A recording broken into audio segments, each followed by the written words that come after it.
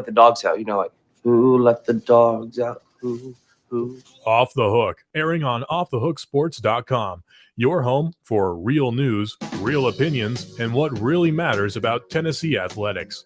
Always available on Apple Podcasts, Spotify, Stitcher, Google Play, TuneIn, iHeart. Like, share, follow, subscribe. Always available wherever you find your favorite podcasts. Welcome to the program with you for the next 90 minutes. And a lot going on. Our own Amanda LaFrada is in some sort of wedding in Phoenix, Arizona, and God bless her, she's not very happy about it. She will have her earbuds in during the wedding, I'm told, because as you know, she is an Alabama fan, and this is kind of a big deal for her, but it also is a pretty big deal for Tennessee in case you haven't noticed. So you talk about a big show, we got it.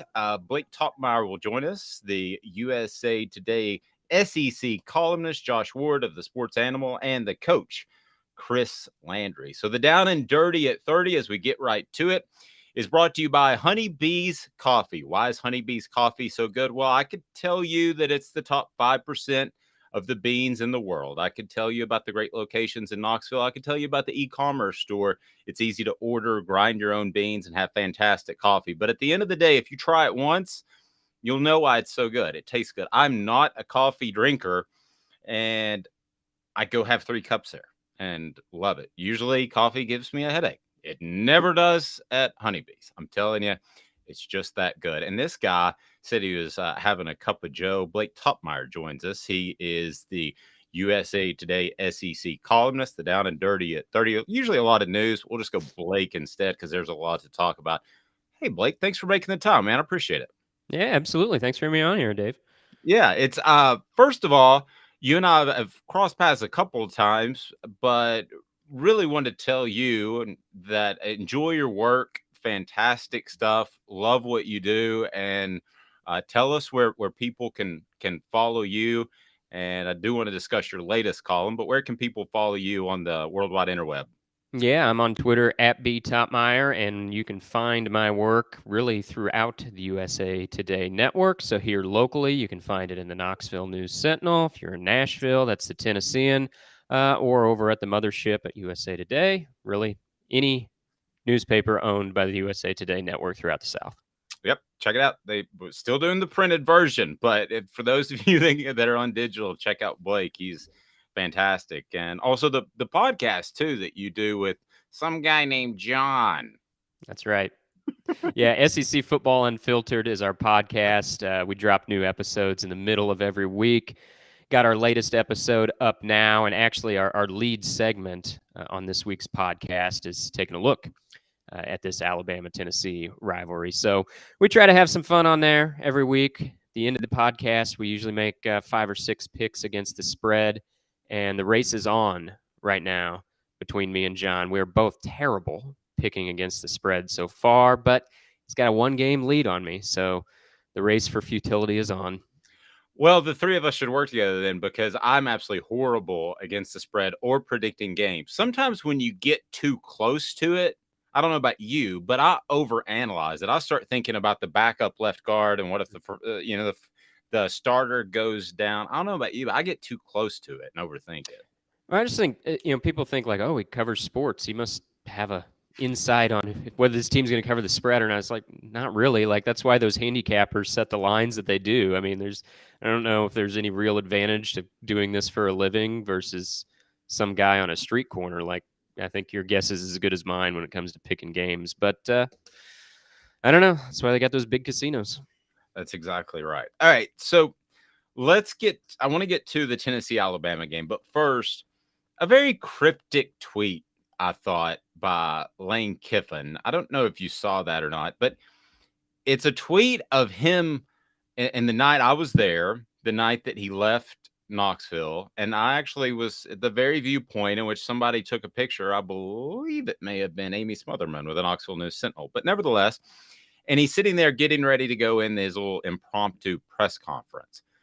Why would he tweet that out this morning before we get to the Tennessee-Alabama game? Lane loves flirting with Tennessee fans. He absolutely does. I mean, he likes being, I think, the one who got away. If that's the way you look at him, I think there was a time where Tennessee fans, at least a lot of Tennessee fans, did look at Lane as the one that got away. But even though Vols fans are comfortable and happy with Josh Heupel now, I don't know. He just he likes to have fun with Vols fans. I think he thinks.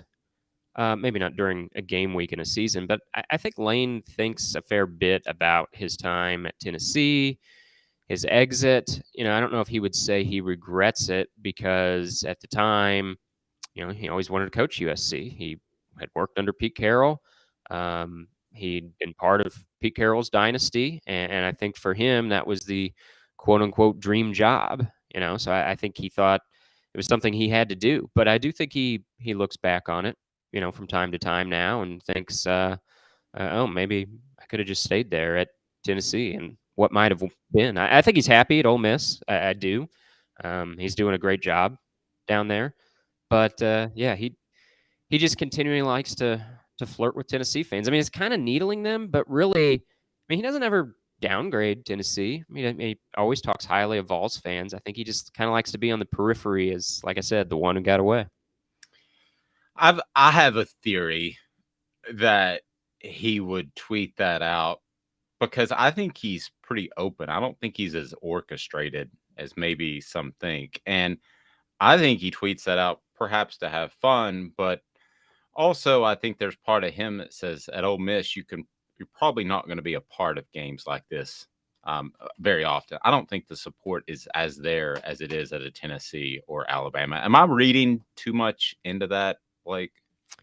Yeah, I don't know if it's because he's at Ole Miss. I think he could be tweeting this out if he's coaching at LSU or whatever. I mean, I think part of this is just Lane. Now, if he's at LSU or something like that, the administration might say, hey, Lane, you need to stop tweeting stuff like this. But at Ole Miss, I mean, Lane's going to do what he wants. Nobody's going to be telling Lane how to run his Twitter account because, it's not the same degree as FAU, but Lane on Twitter really started to take a life of its own whenever he was at FAU, right? But he was doing it intentionally, and the school wanted him to be doing that because they wanted attention for FAU, a school that nobody would have otherwise really paid attention to. And then Lane gets there. He has a couple good seasons. He develops the Twitter persona. Enrollment starts increasing at FAU, the whole bit. And I think at Ole Miss, it's not to the same degree, but Ole Miss is not historically one of the big dogs in the SEC. I know if you go back far enough, Ole Miss had a really good program, but that's not really the modern era. And so I think some of this stuff still is much like at FAU. It's to attract attention. And, when you think about the amount of attention Lane gets versus other coaches, I mean, really, I would say he gets more attention, more headlines dedicated to him and his program than maybe anybody besides Nick Saban. I mean, how often do you see like Lane in a headline? It's constant because people know he moves the needle. He does move the needle. And I think Lane says, hey, that's good for me. That's good for Ole Miss football, etc. So I don't know. I don't know if it's just because there aren't the atmosphere at Ole Miss like there is for Alabama, Tennessee. I kind of think he'd probably do it anyway. Yeah, probably. Okay, let's talk Tennessee, Alabama.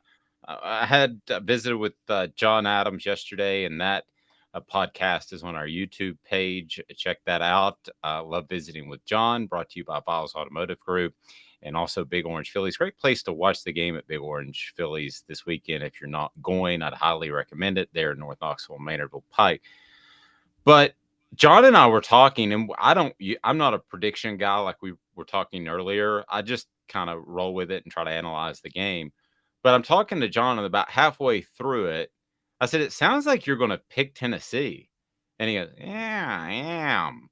And he did. And John is known as the most anti-homer, I would think, in the history of Tennessee football coverage. And there is this push, not just John, that Tennessee is going to beat Alabama despite being a touchdown plus favorite.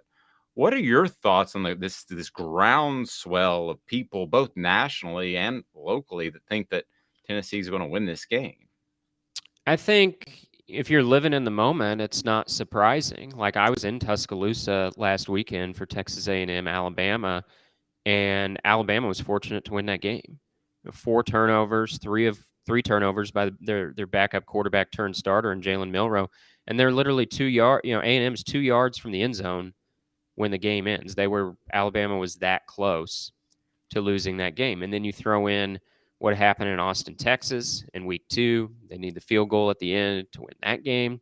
After Bryce Young left with injury against Arkansas, that became a 1-touchdown game in the fourth quarter. Like final score, it looks comfortable, but that was a tight game in the fourth quarter. So, it's not just one game for Alabama at this point. They've looked vulnerable a couple times, and then you throw in what Tennessee did at LSU. I mean, it was just an absolute dismantling of the Tigers, and the Vols took over Tiger Stadium there in the second half after taking over LSU on the field right from the beginning. So, I think if you've been watching these teams play the last couple weeks, I think it's fair to say Tennessee looks like the better team, especially last week, right? I mean, if Tennessee was the team in Tuscaloosa last Saturday, Alabama would have a loss today. They don't beat Tennessee with the way they played last week with 4 turnovers. Tennessee wins that game.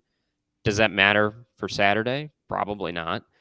If Bryce Young plays, that makes a difference. Obviously, Alabama may not turn the ball over again 4 times, but yeah, I mean, I think if just based on recent performance, I don't think it's crazy to be picking Tennessee in this game.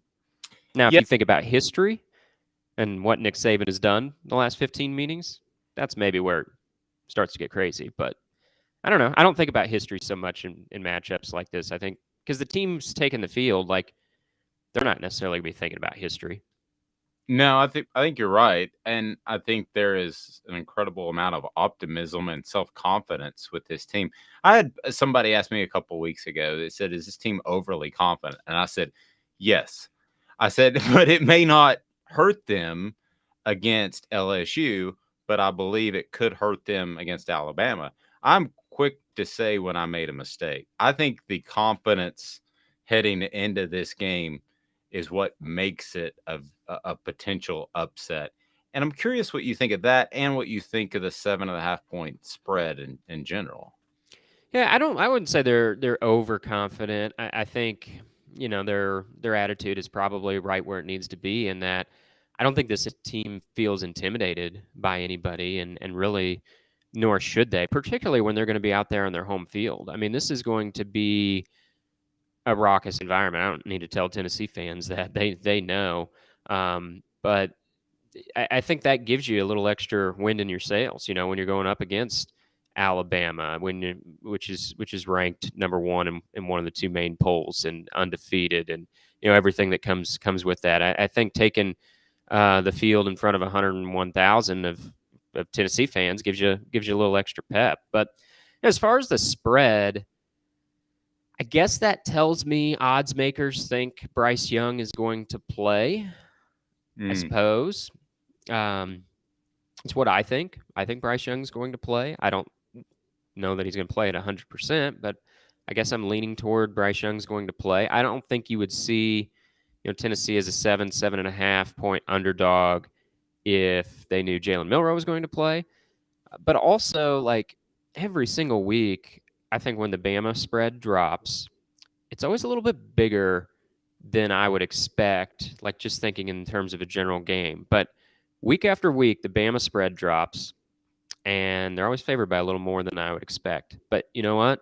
Historically, since Nick Saban's been there, they have a pretty good record in covering the spread. And you see these whopper spreads sometimes. Now, this one is an example of that. Is not an example of that, but even when they have these huge spreads, a lot of times Alabama covers. But in general, yeah, I would say my main thought on that is I think the folks setting the lines expect Bryce Young to play. It's funny you say that, because I know somebody that's extremely close to the Alabama program, and he said, I'm not reporting anything, just so you know, so that I didn't run with it. He said, but I'm just saying that I think he's going to play. So I think he will play. I think it's just a pain tolerance issue. So if you were to set the line, if I made you a bookie out in Vegas, and you've got the big gold chains, your shirt's half unbuttoned down, you've got all this going on, where would you set the line knowing Bryce Young is going to play?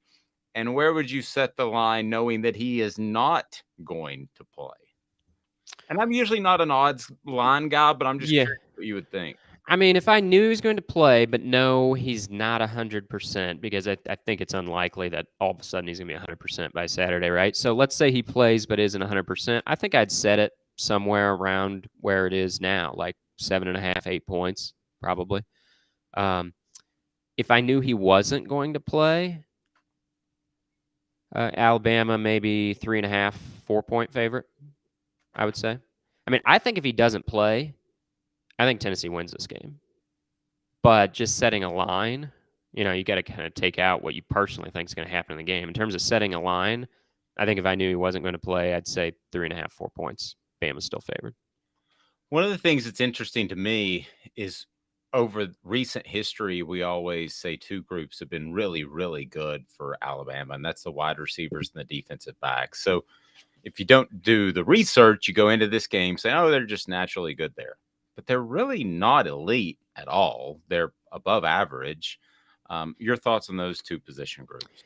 Yeah, particularly wide receiver. It's not what we've seen really throughout Saban's tenure at wide receiver, because if you think about Alabama quarterbacks, that really started to pick up, the last 6-7 years when Jalen Hurts came along, and then you had Tua, Mac, and Bryce Young. But wide receivers, even before Alabama was getting these elite quarterbacks, they always had at least like one really good wide receiver. And then it started to pick up, and they'd have like 2 or 3 awesome wide receivers. This year, that's not the case. I mean, they've had a lot of drops. They don't have that 1,000-yard type receiver. They don't have 2 of them, that's for sure. I mean, really, I think one of their biggest threats in the passing game is Jahmyr Gibbs, their running back. So think about that. Like one of the biggest guys you got to honor in Alabama's passing game is their running back.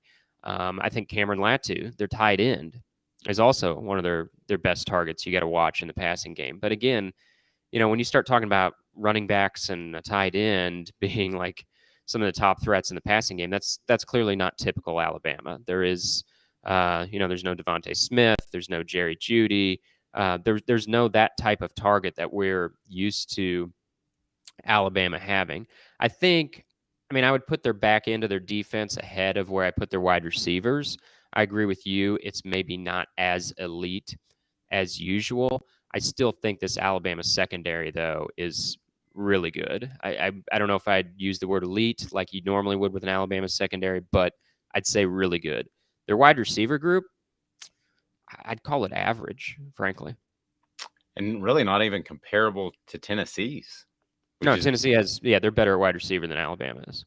Yeah, and it's not even close. So a couple of keys that you'll be watching in this game as far as a potential upset by Tennessee, which is obviously what a lot of people are predicting, but still has to happen. What are some things that have to happen for the Vols to beat Alabama?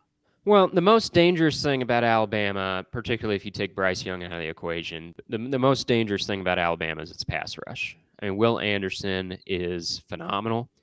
I'm a Heisman voter. He was atop my Heisman ballot last year because I thought he was the best player in college football last year. And this year, he's still very destructive. I mean, if you watch that game against Texas A&M last week, he was just harassing Haynes King throughout the entire game.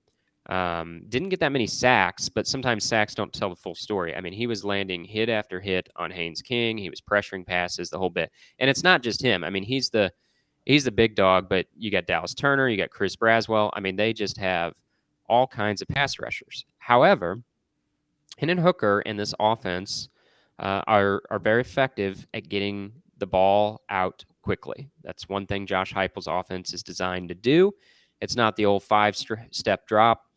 have a cup of coffee, hang out in the pocket forever, and then absorb a crushing hit. That was the offense pre-Josh Heupel. This system is, people think about the tempo of this offense like between plays, and it is very up-tempo between plays, obviously.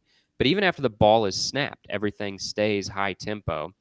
And Hendon Hooker's really good at making quick, effective decisions and unloading the ball quickly. But so that, to me, is an interesting thing. How effective is that Alabama pass rush going to be? Can Tennessee neutralize that at all? And then the other thing I think about is, can Tennessee get the run game going? Because that, the run game looks so good against LSU, and obviously that's one of the best ways to slow down a pass rush is by handing the ball off and running up the middle. Kind of gives those guys pause a little bit coming off the edge. So I know that's kind of the same side of the ball, but those are probably two of the biggest things I'm looking at is how does Tennessee counter the pass rush, and can they get the run game going like they did against LSU? Let me flip it on the other side. We could use all kinds of adjectives to describe Tennessee secondary. None of them would be great. So up front, they have got to get pressure, in my opinion, like they did against LSU, or it's going to be a long day, especially if Bryce Young plays. Yeah, I think that's the key, right? And one thing I wrote about in a column this week, like Tennessee's weakness, as you said it, is pass coverage. That's right. But without Bryce Young in the game, Alabama's biggest weakness is passing. So they're not without Bryce Young, they're not poised really on paper to take advantage of what Tennessee's biggest weakness is. But I agree, you have to get pass rush, and I think that's every week. I don't think that's just when they're playing Alabama, because the coverage is suspect enough that you got to help those guys out. You got to level the playing field a little bit by getting to the quarterback. We saw that happen against LSU. I think it's going to be a bigger challenge against Alabama.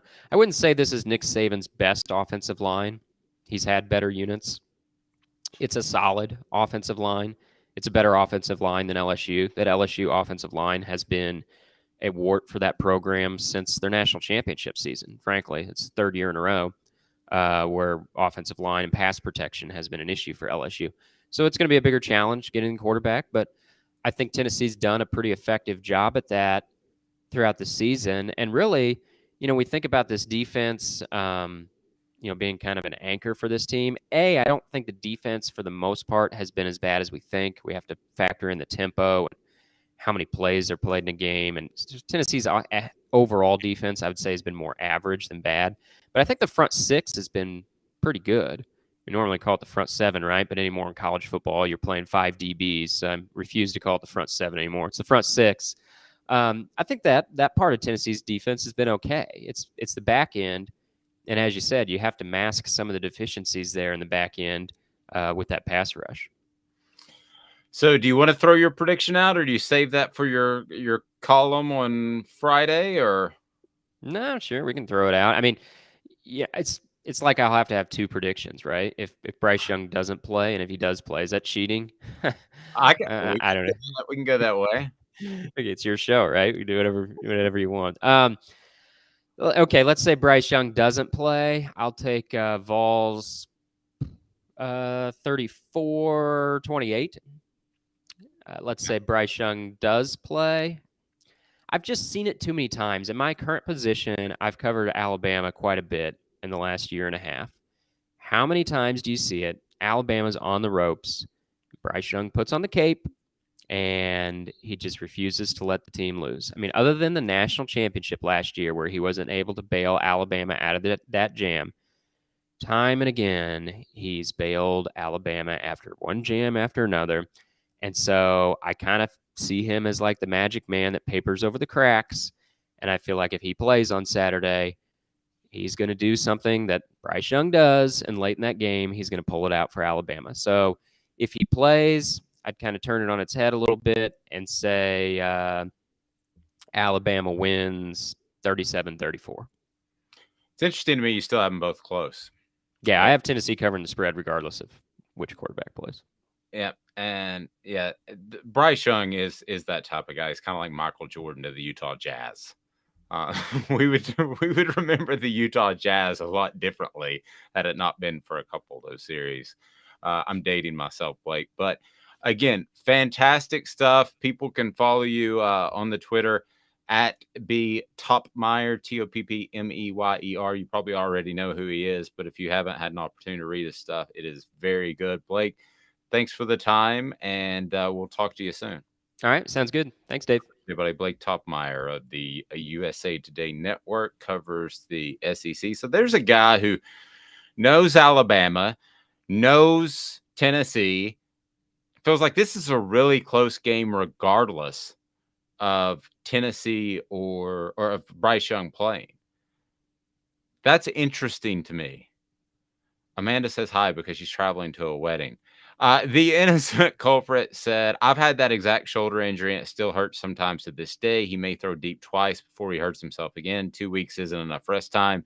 Milroe can't hit anything. I was told by somebody else close to, it was Ryan Brown. It was on the show. Close to Alabama's football program that he thinks that Bryce Young would have played last week had it been Tennessee and not Texas A&M. But the idea, much like Cedric Tillman and trying to get him back healthy, was to get ready for this Alabama-Tennessee game. That's interesting to me. So if he potentially could have been healthy enough last week, then he should be certainly healthy enough this week, you would think. But I'm a little bit along the lines, too, with our poster, the innocent culprit, who said that that shoulder injury could get re-injured. 2 weeks isn't enough rest time. It doesn't feel like enough rest time for a throwing shoulder. I mean, let's flip the script for a second. If this was Hendon Hooker and he had an issue with his throwing shoulder, how concerned would you be? I think you should be very, very concerned. And it seems like it's too quick of a turnaround to me. We'll see. We'll see if he plays, for that matter. If it's Jalen Milroe, yes, I'm certainly picking Tennessee.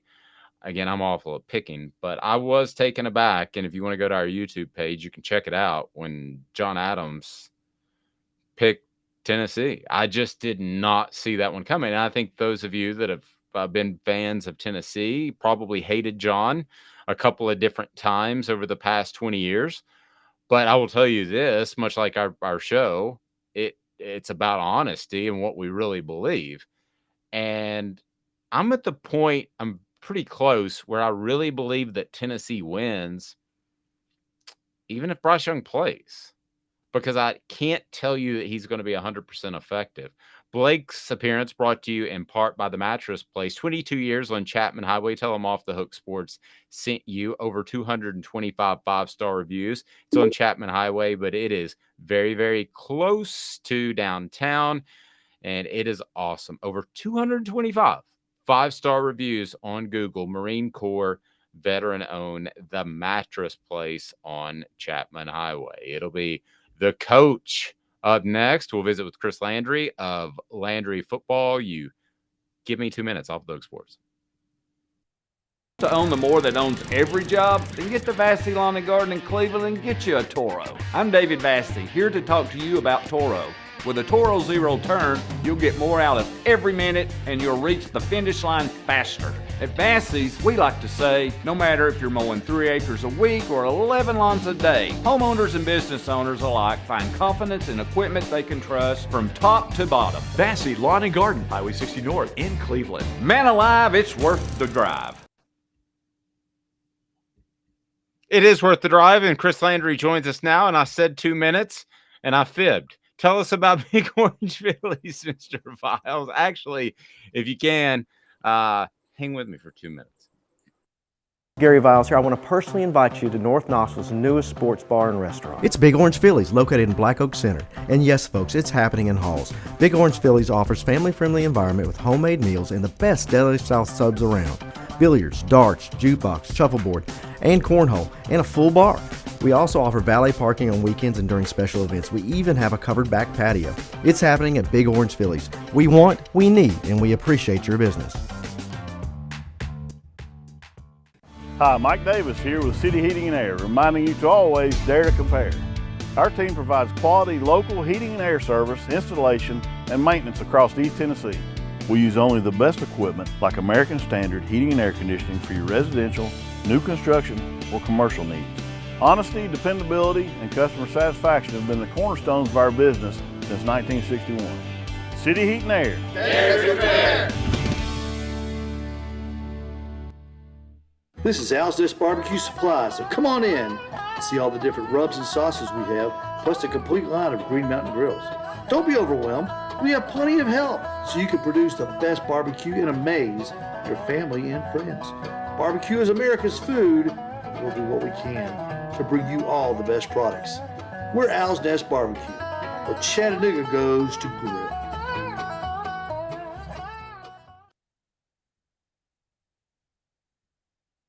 Do you want to own the more that owns every job? Then get to Vassey Lawn and Garden in Cleveland and get you a Toro. I'm David Vassey, here to talk to you about Toro.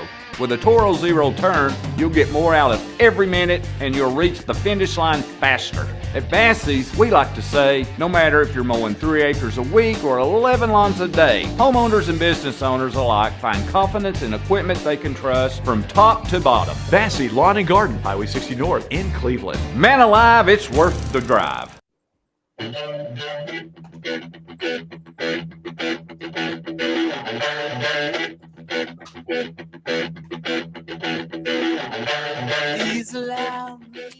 He's Chris Landry. I'm Dave Hooker. Welcome back.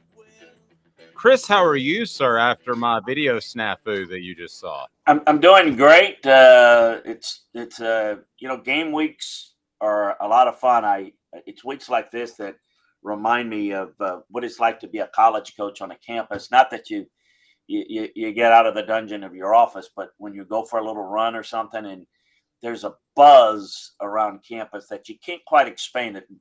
Not like a literal, it's a feeling in the air. And I always thought that Thursday, I don't know why it was Thursday. That was kind of it was like the crescendo of the buzz, because Friday is it's like the game's on. It's everybody starts arriving for tailgates, and I'm sure people have arrived already, but a lot of the people, and it was something about it. And mainly because for coaches, Thursdays, it's the last big day of practice. Friday is a walkthrough for people who don't know. So it's kind of like it's the anticipation of the last practice, kind of putting the final touches on your game plan and working through it a little bit and kind of preparing for the walkthrough to go over any late messages that you're going to have on Friday. So big game atmosphere, certainly in Knoxville, and the whole country is going to be focused on it. So really a great weekend of big game matchups.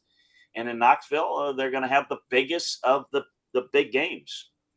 They are. And for me, Thursday, too, you kind of, we'll call it the hay in the barn. So I had a bunch of high school buddies who turned out to be high school coaches. And I'm sure, I don't know that you did the same thing we did, because there was a lot of alcohol consumed at the time.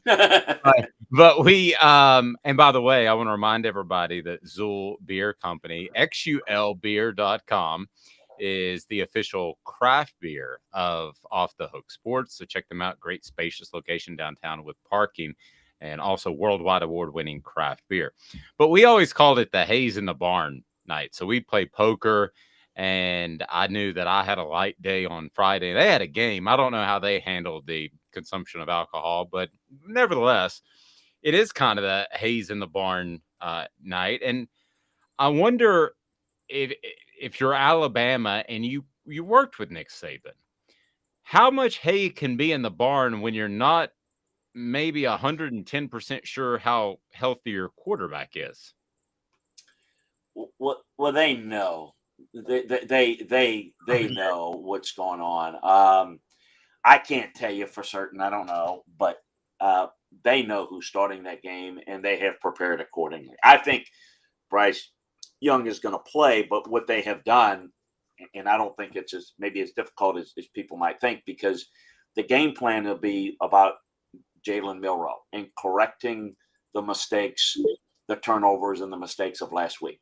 And they will give a lot of mental work for Bryce, and then we'll get enough physical work to test him out. And if there's a setback, they're prepared either way. Look, they're going to be prepared for either quarterback, and they've got a package that they practice with Milroe, and then there's certain things that they've worked with Bryce in a limited fashion. So, I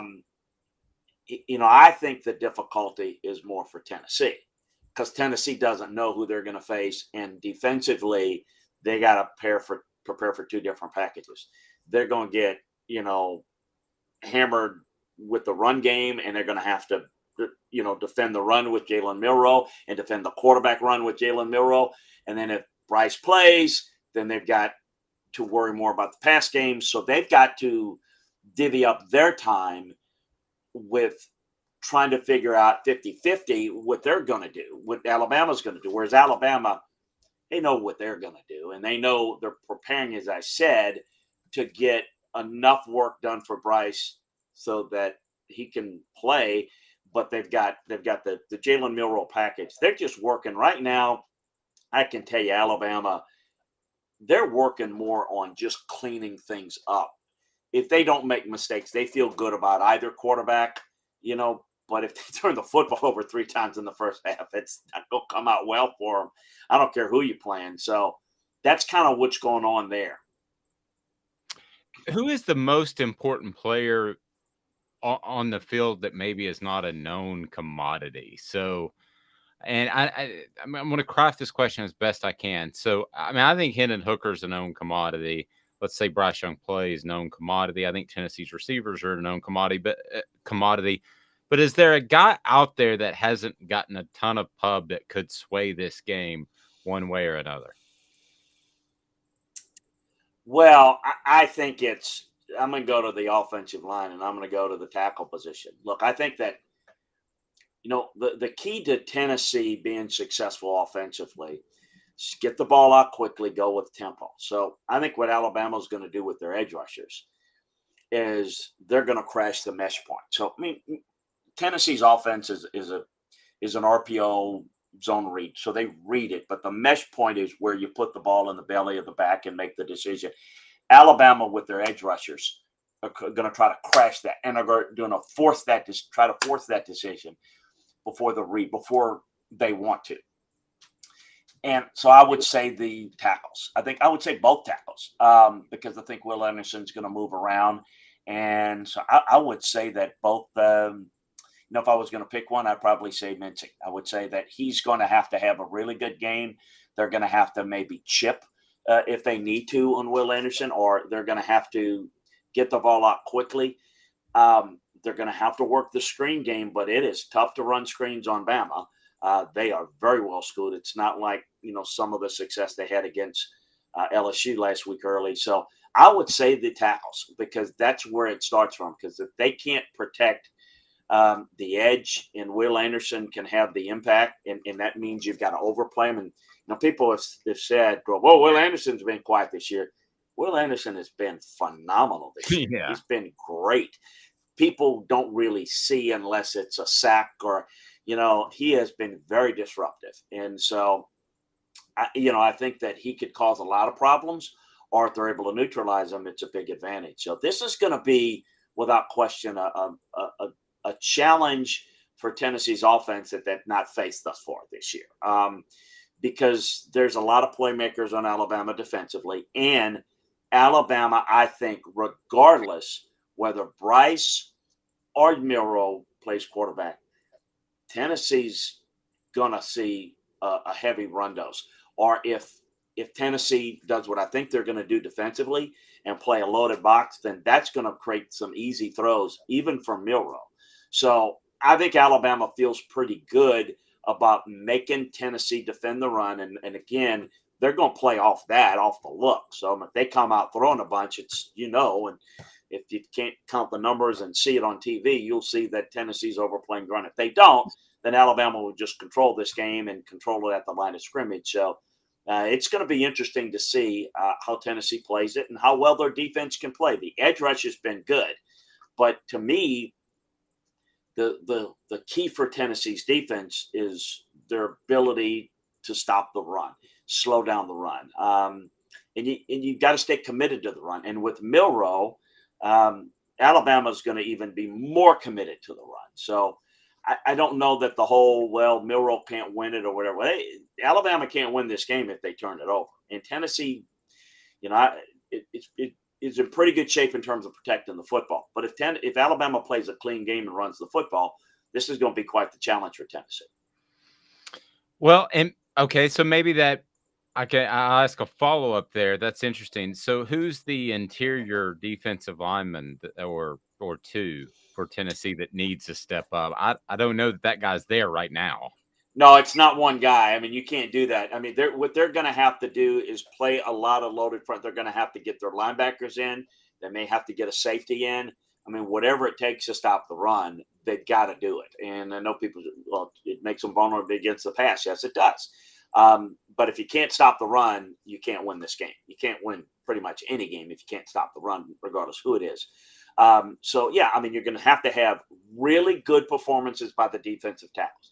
Not making tackles, folks, but clogging up the middle. You've got to do that to allow the backers to come in and, again, come down the hill, attack the run. And look, so Tennessee's going to try – I think they're going to try to employ some run blitzes.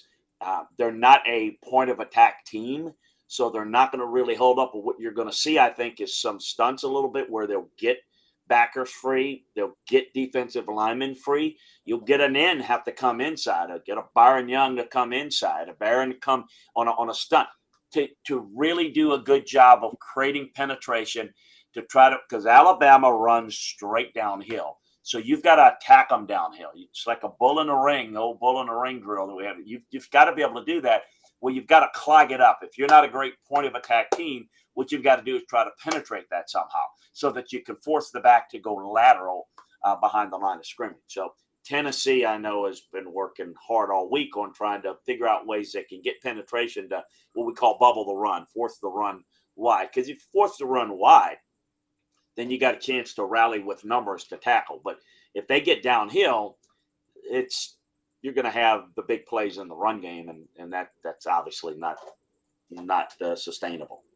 How good is Jahmyr Gibbs as far as top tailbacks in the nation? Let me tell you, every time I study him on film, I keep watching him and watching him and watching him. And I agree that the running back coach, mentioned this to me, but I see it every time. He looks more and more like Alvin Kamara he just is built like him. He runs like him. He catches. He has that type of skill set. He really is that. He's mentioned it to me a few times, and I saw Jahmyr at Georgia Tech, and I could see the physical comparison, but I didn't see the burst. I'm starting to see it now. He is a big play talent that, there's just a ton of explosive runs that they have. I mean, they've got like 51 explosive runs thus far. They're getting it done in the run game a little more than people might think. It's been the turnovers that have been killer, the mistakes that's been killers in both the Texas and the Texas A&M games that made those games close. Otherwise, you take away the turnovers and you can't. I mean, you gotta eliminate them. That's the difference, and that's, I think, going to be the key because Alabama doesn't create a lot of turnovers or haven't to this point in the year, and Tennessee doesn't commit them. So look, you got to like Tennessee in a matchup if in the turnover battle, and I think it could flip the game in Tennessee's favor if Alabama plays closely. So Jalen Milroe, if he does have to play a quarterback, and I think all indications are that Bryce Young's going to start, but let's say the shoulder flares up or something happens. Why will he be better than he was against A&M? Well, it is a pretty easy fix. Just don't turn the football over. If you go back and study the tape, you hear people say he had an awful game. He had an awful game because he turned the football over. And, there are a couple of things on turnovers. We chart them in coaching. We use the tennis term, unforced errors and forced errors. So there's never good to have a turnover, right? But if you look at the two of the turnovers that he had, he just doesn't have the 5 pressure points covered on the football. So when you don't have that, it's still a good play by A&M to knock it out. You teach that defensively. But if you've got it high and tight and you've got the 5 pressure points covered, they can do that. They can hit it, but it's not coming out. So those were mistakes. You got to protect the football. Even if you got to put, after the 5, you got to put the other hand over it. So now the one where it was going to the ground and A&M's, a defender hit that is a forced one. That is, in most cases, there's not a whole lot you can do about that. That's it's still a good play by A&M, but it doesn't result in a turnover if you got the pressure points covered. See, if they just do that and doesn't turn the football over, he played very well for the most part. He made plays. But Chris, is that a fixable thing, or yes? Okay, yeah, in 1 week. In 1 week? Oh yeah, I can tell you that is. I mean, it's fixable. I'm not saying it will be, but in the heat of the moment, Dave, guys tend to want to become runners, and that is, I'd say, well, why wasn't it fixable before? It's a great point. It is not very difficult because it's not very difficult to emphasize holding it. Now, what's difficult is when you're trying to learn a scheme or you get confused. What's confusing about, holding the ball close to your chest? It's just doing it. So I think that is more of a discipline issue, meaning in the heat of the moment, you want to make a play. He is a runner, essentially. So it is, look, I mean, that is something that is fixable. I mean, I've been around it a million times. It is easily fixable. If they don't fix it, well, then that's a real problem, and that's on the emphasis of the position coach there of not getting that done. That's to me got to be easily correct. Now, turnovers, here's what is not easy, is like when you throw interceptions and he threw one. There's a different reason for that. Well, what's the reason for the interception? Did he make a wrong read? Was it receiver's fault? Did he get confused by the coverage? Those are more complex. You can not trying to throw an interception. You're seeing something differently than what it is, and you make a mistake. But fumbling the football when you don't have the pressure points covered is the simplest thing in the world. I can show anybody how to do that. Now, if you're not physically strong enough, the ball can get ripped out. But he's certainly physically, if he does it with the right technique. That, to me, what they teach is really good technique there. For him not to play good technique is a little bit surprising there. Interesting. Chris Landry's appearance brought to you in part by Owl's Nest Barbecue right there in Ooltewah. They have all your barbecue supplies, whether we're talking about the rubs, the sauces. They've got them right there at Owl's Nest Barbecue. They also have the Green Mountain Grill, which is just phenomenal. It is unbelievable. Please hit that like, subscribe, and share button. We greatly appreciate that. I've certainly seen a surge recently because the Alabama game, or maybe I'm just good looking, Chris. It's one of the two. Well, why not both, Dave? I mean, really, it's just why not both? Hey, what I think is real interesting is in a big overview, and I'm a minutia guy, but there is aspects that I think emotionally and mentally that are factors in. I'm very curious to see, and I'm encouraged what I think I'm going to see out of Tennessee this week. They're in a unique spot. I don't know, and I don't follow the pulse, and you do a lot better. But there's a lot of people that believe Tennessee's going to win this game, and they're the better team. And because you have the recent history, right? Blow out LSU, struggle against A&M. And it is interesting to see how this plays out because Tennessee's not playing the underdog role. I mean, they're the underdog in Vegas, but they're kind of like there's an expectation to win. It feels weird, doesn't it? It does feel weird. And here's the thing about it is, if you study, and we haven't had a lot of that with Tennessee in a big game recently. So they've been favorites in other games, but it's been more about, them maybe being a favorite and losing games in recent history with the program. But Alabama, I went and looked back at it because, Alabama's typically 17, 20, 21 point favorites, and which is gaudy numbers.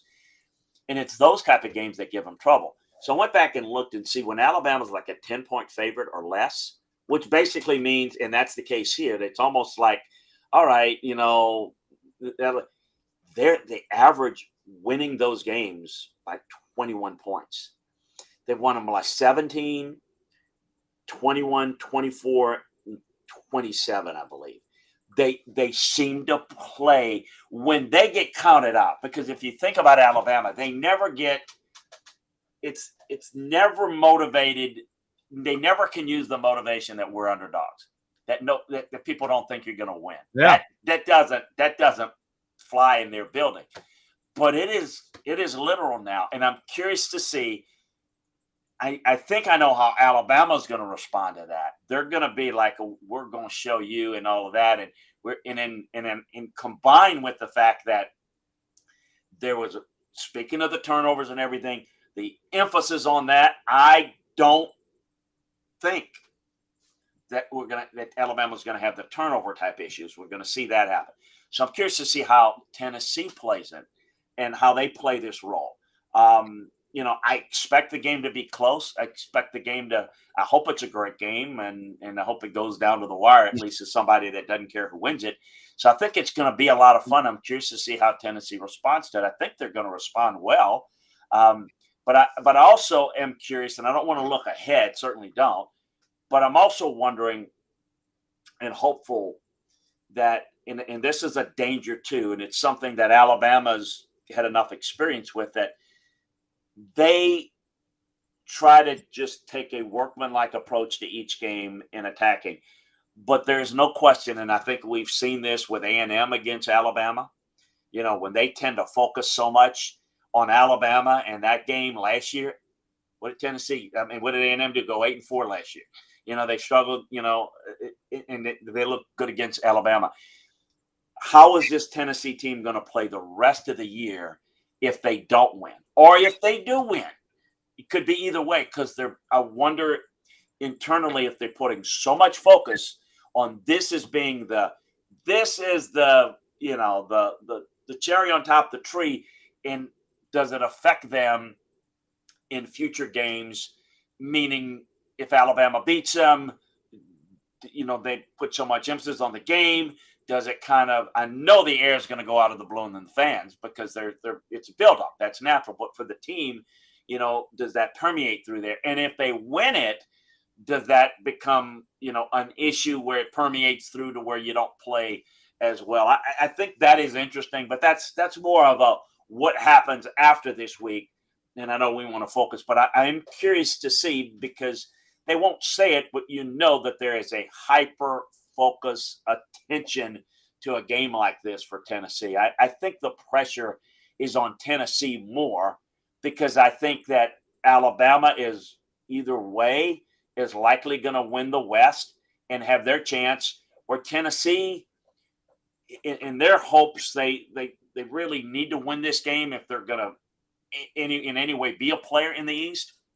I know they say, well, they can beat Georgia and that's it. I think that's going to be more difficult. We'll get that to the end of the year. But the point is I think there's more pressure on Tennessee. When can we say that? Every other year, the pressure is on Alabama, because they're the clear favorite. So I think how they handle that's going to be interesting. I think they're going to handle it pretty well, but I'm always intrigued by that, the emotional approach, because that affects in practice, Dave, how you prepare, right, and the focus level, and in the distraction level, and can you minimize that? And I can tell you, for games like this, it's more a distraction for the home team, because everybody's coming to your place and family coming in and whatever. Whereas you go on the road, you can be more of a workman-like. So it's still a big advantage being in Neyland, but I've not seen Tennessee in this position in a long time. So I'm curious to see, whereas I've seen Alabama in it for, every year they seem to be in these type of games. I'm curious to see what my NIL interviews are going to be like on Sunday either way.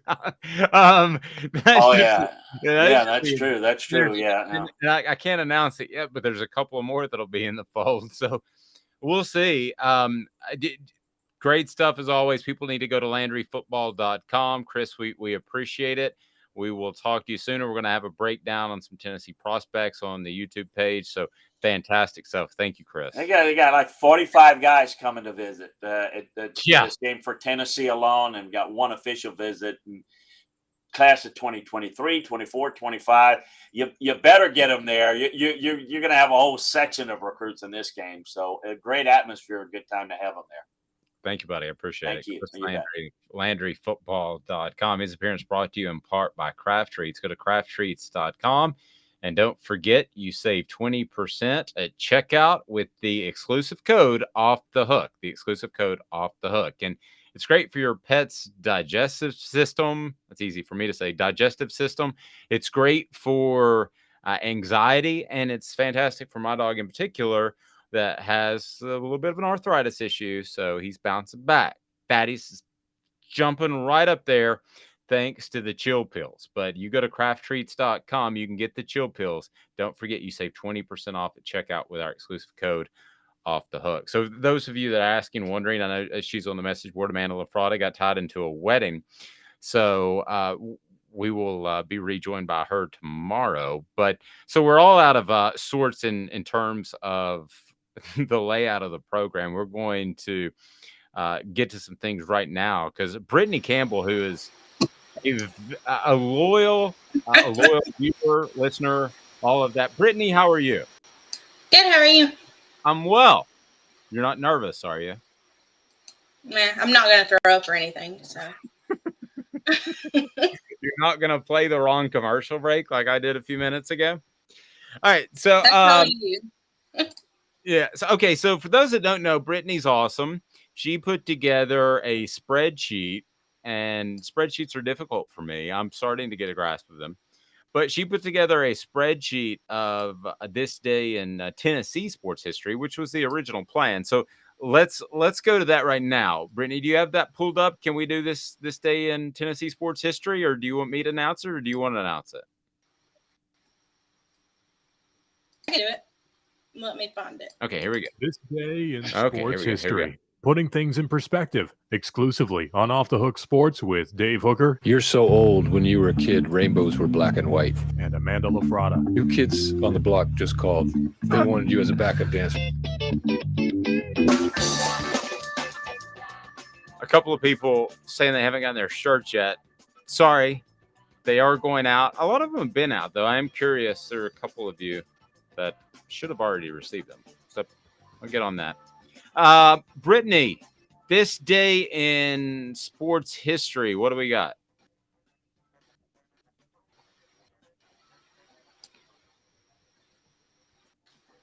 We're having a little lag with Ready? Brittany. Yeah, I'm ready. You go.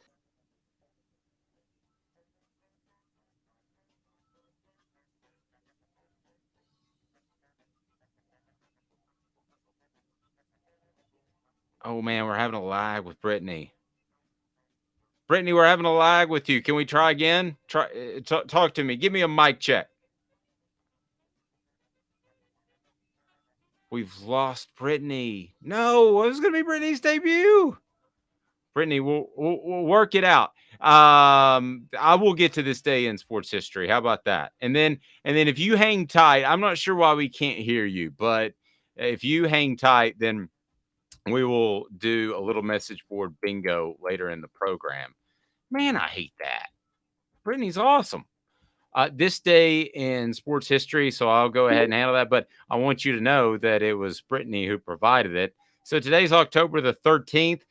Tennessee defeated Florida, number 5. Number 9, Florida, 45-3 at home. Dale Carter scored on the opening kickoff of the second half on a 91-yard kick return, and I remembered that because I was at my dad's house because I'd gotten in trouble and I was thrown out of my mom's house. There you go. Probably a little bit more information than you wanted to know. Hit that like, subscribe, excuse me, and share button. Josh Ward of the Sports Animal will join us here in just 2 minutes. So hang with me for 2 minutes. Mr. Biles, tell me about Biles Automotive Group on Callahan Drive before we get to Josh Ward of the Sports Animal. It's Gary Viles here, Viles Automotive on Callahan Drive. I've been selling cars here in East Tennessee for 27 years. In that time, I've come to realize it's not about the car. It's about you, the customer. So I'm here to take care of you just like family. Good credit, bad credit, you name it, we can get you taken care of. If we don't have it, we can find it for you. We go across the country to get any vehicle that you want. And here at Viles Automotive, we don't believe in fake numbers. We just give you great deals. And as always, we want, we need, and we appreciate your business. Do you want to own the more that owns every job? Then get to Vassy Lawn and Garden in Cleveland and get you a Toro. I'm David Vassy, here to talk to you about Toro. With a Toro Zero Turn, you'll get more out of every minute and you'll reach the finish line faster. At Vassy's, we like to say, no matter if you're mowing 3 acres a week or 11 lawns a day, homeowners and business owners alike find confidence in equipment they can trust from top to bottom. Vassy Lawn and Garden, Highway 60 North in Cleveland. Man alive, it's worth the drive. This is Steve Rain. I own the Midnight Oil and Michelin Tire Direct service station here in Ottawa. It's not a fancy place, never has been, but it's a clean place with clean restrooms and good folks who work here. We sell gas and fix cars, nothing glamorous, but we love what we do and we're going to keep doing it for a long time to come. There's not many real service stations left, and that's a shame. We're the guys just like the guys back in your hometown. We'll fix your tire, change your oil, and put a new set of Michelins on your car. If you want a Twinkie, you'll just have to keep on going. Thanks for the business.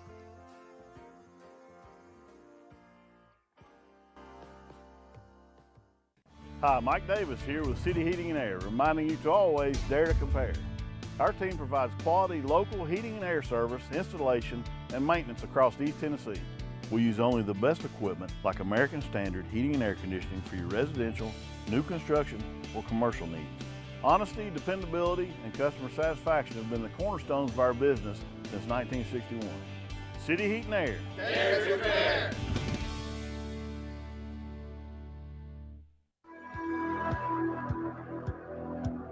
Welcome back. Interesting show so far. Blake Toppmeyer joined us with the USA Today Network. He's the SEC columnist. Chris Landry of Landry Football joined us as he does each and every Thursday. Tomorrow we'll have Jonathan Crompton. Tomorrow we'll have Coach Lance, who was wearing a Hooker t-shirt in one of his most recent videos. It's just gone wild and crazy and viral, as Coach Lance typically does. So, by the way, if you would like a Hooker shirt, I can hook you up with that. So just email me, David@offthehooksports.com. Pedigo Chattanooga, locally owned store where you'll be treated like family. The region's foremost electric bike experts. They put their hearts into helping you. There's a reason that people come from all over to Pedigo Chattanooga, and there's a reason you should choose Pedigo over those other e-commerce brands. And I can tell you firsthand that you absolutely get the best service and you get the longest lasting battery, and they're awesome. I mean, you can tool around downtown. I mean, I would make it a part of my game day if I were you, because you can be downtown, you can be on campus, you can be all around the place. You can be everywhere, like our next guest, Josh Ward of the Sports Animal. Josh, how are you, sir? Good, Dave. How are you? I'm well. So a little bit of a football game there going on Saturday, as you may have heard. The word is that Bryce Young, I keep hearing this, heard this from Ryan Brown on the show yesterday, heard this from Chris Landry, who we just had on of Landry Football. Bryce Young is going to play. How much does that affect the point spread in your mind? Okay, let's 3 scenarios. Plays, he's just fine. Plays, he's not 100% healthy. And then Jalen likes to fumble mill roll. Those 3 scenarios, poor kid. Those 3 scenarios, how does that affect the point spread, do you think? Well, I haven't heard anything that makes me think Bryce Young just fine is an option. Right. So I would remove that from the table. So I think we're talking about Bryce Young most likely playing and having to play through whatever kind of pain tolerance he has to deal with and put up with, and hope that he can go for 4 quarters. We don't know that that's the case, but I think that's where the conversation is. I mean, if it's Milroe and then maybe Ty Simpson, I think that's what would change the conversation in terms of the point spread, because the confidence on Tennessee's side, I think, would grow and would make that money line even more interesting. So no matter the quarterback situation, I think Alabama is the favored football team against Tennessee because of the talent across the board. But Tennessee's chance to get a win this week is very real because the way Tennessee has played, the advantage that Tennessee can actually have at quarterback this week because of what Hendon Hooker is doing, and Tennessee being at Neyland Stadium. This is absolutely the toughest test going in that Alabama has to get ready for so far this season.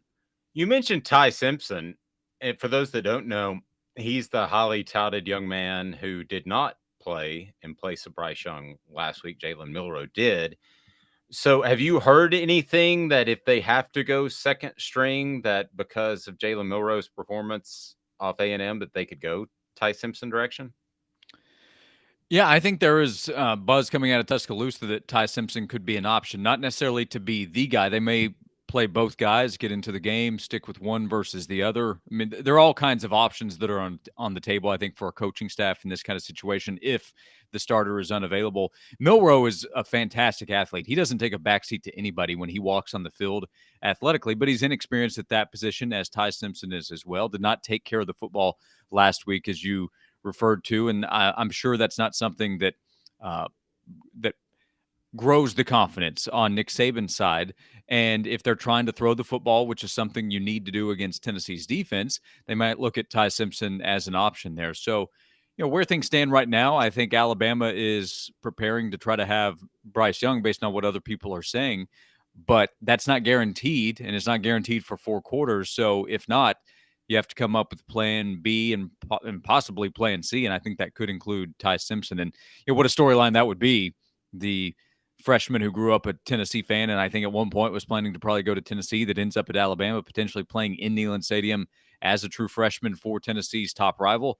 Yeah, plenty of stories out of that one, if it happens. They also have a linebacker with some Tennessee ties.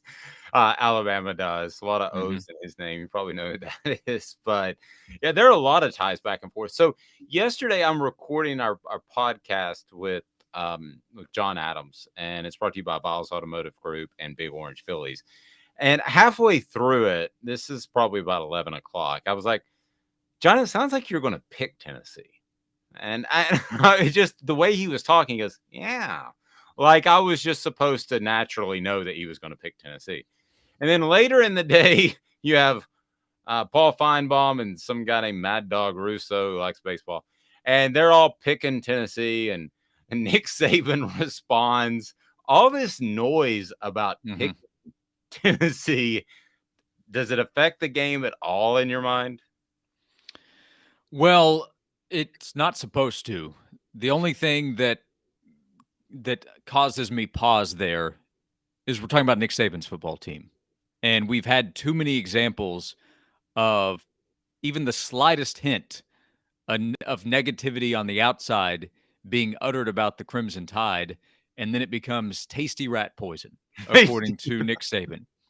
And when word gets to Will Anderson and to Dallas Turner and all the athletes there on the defensive side for Alabama who can make big plays, then it's going to scare you a little bit. And Jahmyr Gibbs in the open field is as scary of an offensive weapon as there is in college football. And if Nick Saban's able to help get those guys dialed in just a little bit more and focus a little bit more, and you might say, why wouldn't they be focused? They're taking on a top 10 team. You saw him last week fumble the ball 4 times.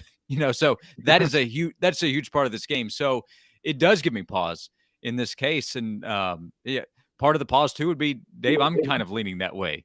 I haven't picked Tennessee to beat Alabama since 2007. And Alabama won that game, opening kickoff, went onside kick, won the game down in Tuscaloosa, and we haven't seen Tennessee beat Alabama since then. I haven't really even considered picking Tennessee to win the game against Alabama since then. But this week I'm considering it, and I'm leaning that way. Wow. You, Paul, and John, it's just a trio of smart guys picking the balls. It just doesn't against Alabama. It feels like I'm in some sort of bizarro world. Yeah, viewers and listeners should be more afraid right now, probably. But, I mean, that is where it's trending. And the Bryce Young aspect here has to be factored in. If you told me, if he had not been injured 2 weeks ago and we knew that he was 100% good to go, I don't know that I would have that thought. But I think you're either seeing Bryce Young play at less than 100% or you're seeing backup quarterbacks having to go on the road to help lead an offense that has not been clicking on all cylinders, not even close to it so far this season, against a Tennessee offense that has been. And that's not Alabama's advantage. Their advantage is speed and talent across the board, and that absolutely matters. And typically in this game, we're talking about the turnover battle. Tennessee absolutely has to win it to have a shot. We're spending more time talking about that on Alabama side. Now, last week, Tennessee had the ball hit the ground a few times from Tennessee's offense, and the possession stayed on Tennessee's side. Do they get that lucky bounce this week? Josh Heupel, I promise, is preaching to his players, let's not find out. Let's not put the ball on the ground, because if Alabama ends up with the ball more times than we do, then we're not going to win. That's a pretty clear message, I promise, from Tennessee's head coach this week.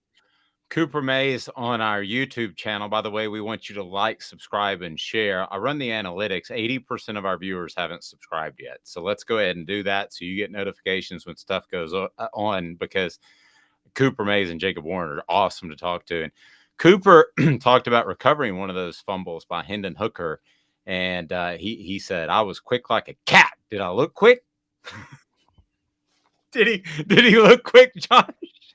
Well, probably not to Tennessee fans, because when the ball hits the ground and your team is the one that's lost it, time stops probably and really slows down. Like, it's hanging out there. But heads up play, honestly, those plays win games, especially these kinds of games, or allow you to blow out LSU and keep them from having a chance to come back and win the game. So all credit to them, because those plays end up making a huge difference. Those will get you big pats on the back in the film room. I know that. Yeah, I told him he looked quick. He seemed like he appreciated the compliment. Oh, if he asked me, I'd tell him 100%. I have a policy. I compliment linemen. Guys that hit 300-pounders in the SEC, I give them compliments a lot.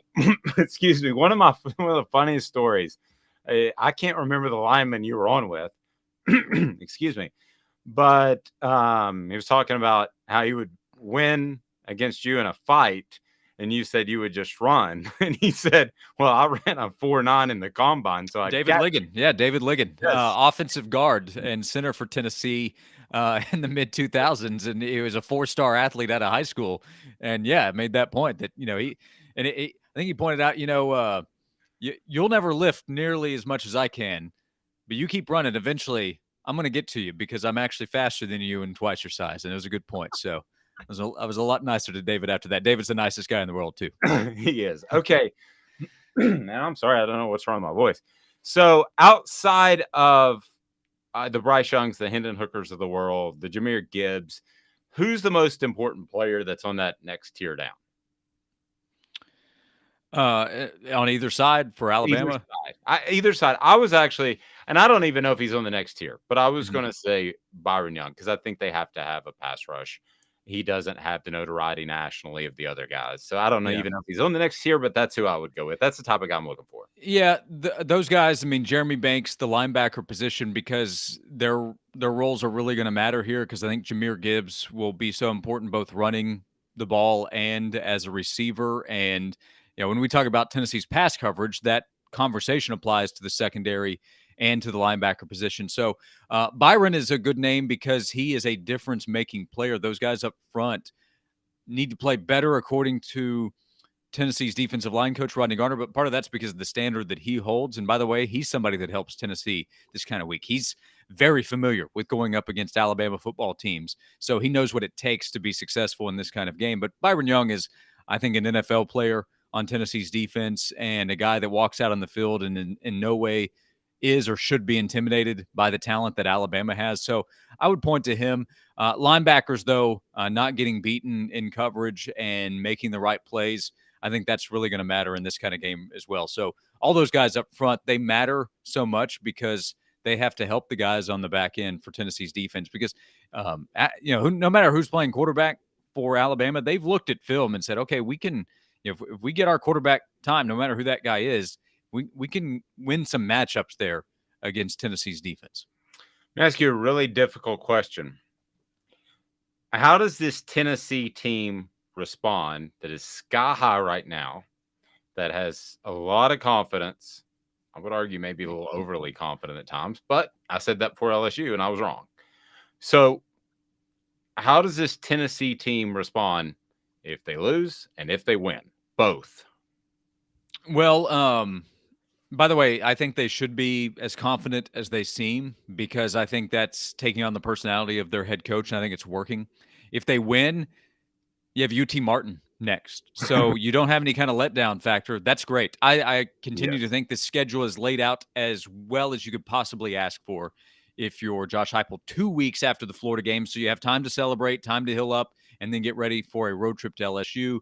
Obviously, you're going to turn around and be focused for Alabama. Then you have a tune-up and a mental break game again next week before Kentucky, which is an important game for sure to close out the month of October. So if Tennessee wins, I think they're sky high. This town is this town is elevated off of earth. It's floating in the sky if Tennessee is able to get a win, and that would lead to conversations, the losing streak being over, the playoff being real, chance to win the SEC championship, and everybody in the nation talking about Tennessee.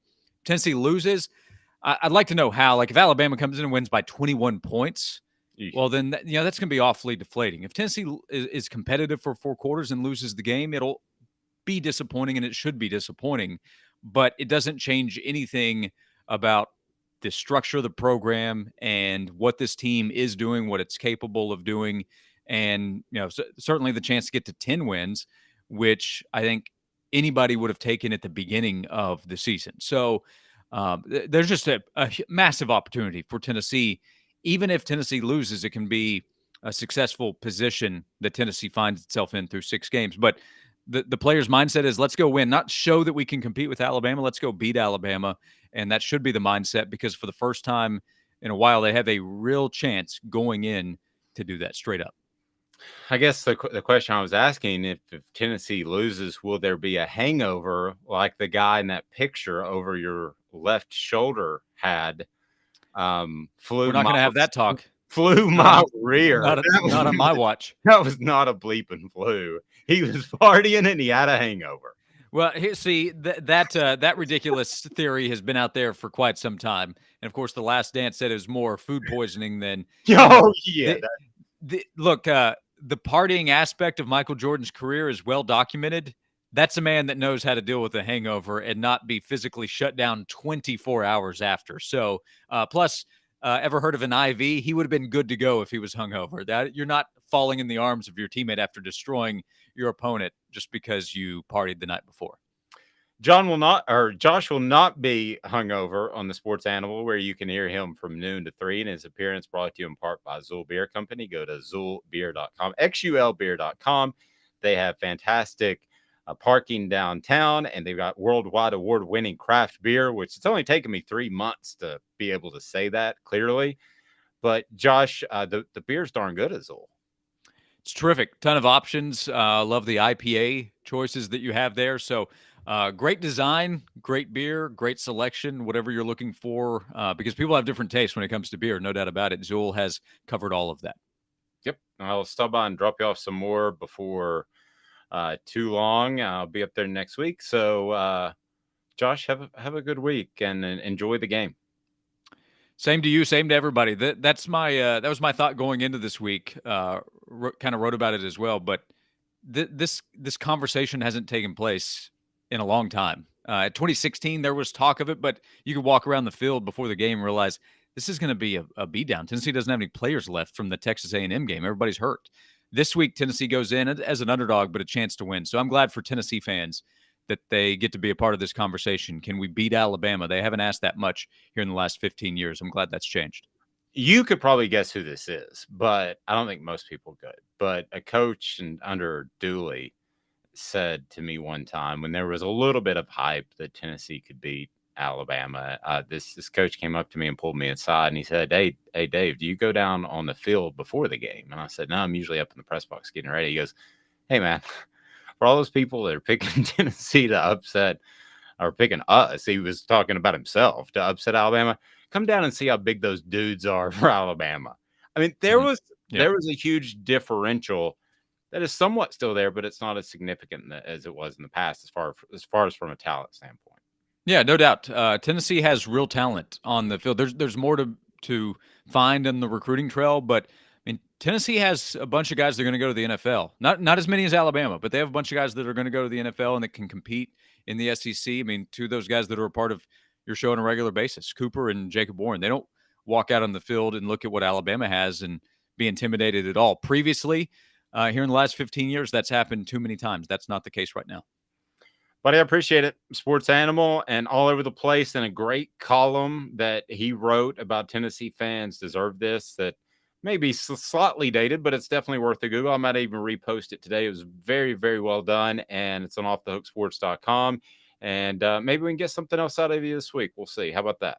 Hey, you got it. We'll see. Thanks, Dave. Enjoyed it as always. It's good. Thanks, buddy. I appreciate it. I know Josh has stuff to do. So let's see if we can bring Brittany back in here. All right. So Brittany, I like the connection already. It is absolutely gorgeous. How are you? Good. Can you hear me? I can. You're breaking up a little bit, but I think we can make it work. Okay. I believe in you, and I believe in. By the way, for those that are wondering, Amanda LaFrada had a pre-scheduled wedding. She's not getting married again, but she has to be at a wedding. So we did this day in sports history, which Brittany has provided us an awesome spreadsheet with. So now we want to get to a little message board bingo. So Brittany, are you up for this? Are you fired up? Yes. Yes, she's fired up. So here's the way it works. It's pretty simple. All you have to do is tell me what team's message board this was posted on by this, what is probably an insane fan, will post on a message board about another team, and you tell us who it is. And if you can get it, then we're going to hook you up with some chill pills from Craft Treats, or we can hook you up with some barbecue supplies from the fantastic Alice Nest Barbecue in Ottawa. And Brittany, I've tried to hook you up with some chill pills before, but you don't have pets. Do you want my dog? No. You can have my dog. No. I have a 6-year-old and a 2-year-old. I don't need any pets. That'll do it. All right, here we go.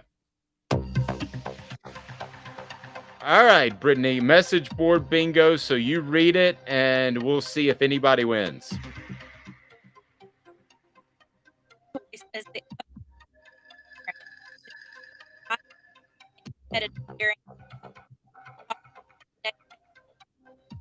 Amazing what Josh done in Tennessee. They are not over last year. Plus, he did it with.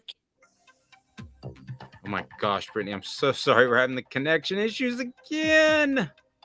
I tell you what, can you do this? Can you send it to me in the stream, and I will read it out and still give you complete credit? How about that? Because we're going to give away stuff. So Jimmy's saying Tennessee deserves Heupel and Heupel deserves Tennessee. By the way, we addressed this at the beginning of the show. Did anybody see the bizarro Lane Kiffin tweet? It was of the night that he left Tennessee, a picture of himself. Orange blood saying turn on. Okay, we'll try one more time. Maybe it's my music. They're saying it's my music, Brittany. So let's try one more time. We got you with the close-up. Okay. So all right, now let's try. He was my choice as the obvious apparent and competitive during his time here. Did they even talk to him as the next head coach, what Josh has done for Tennessee? They are not only winning, but running over teams last year. Plus, he did it with the kids who were already there. Okay, so it seems seems like an SEC team, I'm guessing, that would have liked to have seen their team hire Josh Heupel. And I don't know if it's an SEC team. She didn't say that. Brittany didn't say that. So you got 10 seconds. And Jean said, Amanda, you can't win. Amanda can't win her own. She gets all she wants. David says Vandy. Jean says Oklahoma. Brittany, is it Oklahoma? No. Which would have made a lot of sense because at Oklahoma, Josh Heupel was a fantastic quarterback. All right, now South Carolina. How about South Carolina? Nope. No, so not South Carolina. It is an SEC school. Yeah, I think I know it. It is an SEC school. This is somebody who. What's your camera still? I'm gonna get motion this. David Collins got it. All right, David Collins, Mizzou. It was spelled Nizu, which sounds like something else. All right, so Mizzou, David Collins. I'm gonna put in here my email, and you can tell me if you want we got a couple of different options for you. We've got one, we'll get you with the barbecue supplies, or two, we'll get you with the chill pills. And Brittany, I will be bringing you my dog because it's yappy and getting old, and I don't want to go through the emotional distress of when it when it hits that backyard in the sky. So I mean, that's not anything I want to be a part of because I've already thought about it and it's heartbreaking. But with the chill pills, Brittany, great job. I appreciate it. We're gonna have a hard line dropped in your office so that from now on we can get you on a little bit clear. But great job. You fought through the connection issues. I greatly appreciate it. Brittany is awesome, and she gives us this day in Tennessee sports history. Jimmy said, "Yeah, I know she was breaking up, but that's okay. That's okay." Because we do have a winner. So David won. We had a couple of other guesses for LSU. Yeah, it is funny how you take a look at teams and who they hire as a coach. The talk at SEC Media Days was that Billy Napier was hands-on, going to be a fantastic hire. He's detail-oriented. I still have my questions. People like Shane Beamer because he's animated and he's fun on Twitter and he's fun doing dress-ups and movies and shorts and all that great stuff. But I'm here to tell you, he's not the greatest coach in the world, and then the jury's still out on Billy Napier. People would have told you that there were other candidates better than Josh Heupel. It's hard to find a better one now. People would have told you that Tennessee was better off if Lane Kiffin stays. And now Lane Kiffin is tweeting a picture of himself this morning, the night he left Tennessee. Is that to gig Tennessee fans? I don't think so. I really believe that it's a subconscious tweet about as long as he's at Ole Miss, he's not going to be a part of a game like this. Hugh Freeze had his moments against Alabama. But at the end of the day, Tennessee fans, and I can see the numbers, there's a lot of people on here, and this is why I want to say this. This is what you deserve, okay? So the days of Derek Dooley and getting a top 20 class and being excited about it, the days of Butch Jones getting a top 5 class because he would call recruiting analysts and have them add a star, those days are over. So you have something really genuine, and I believe that in Josh Heupel. Could Oklahoma come calling at some point? It would take vast administrative changes for that to happen. And why even go down that road? Because you as a Tennessee fan base are a big part of what makes this work.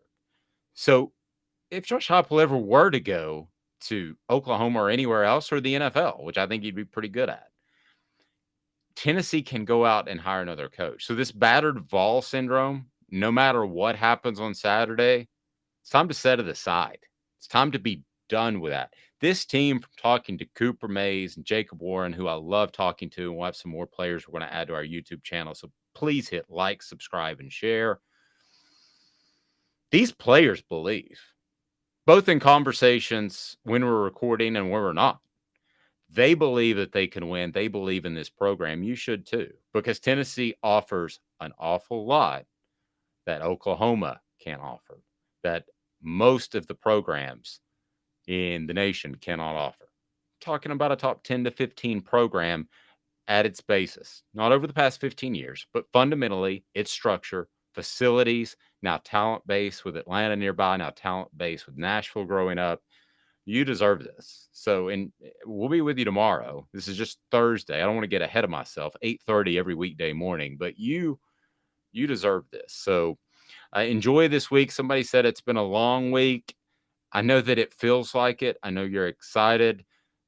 Keep it up because you got, by my clock when we're live, looks like you got about 29 and a half hours and then kickoff is there. Win or lose, this program's in the right direction under Josh Heupel, and it will continue to be moving in the right direction for the foreseeable future. So be excited about that.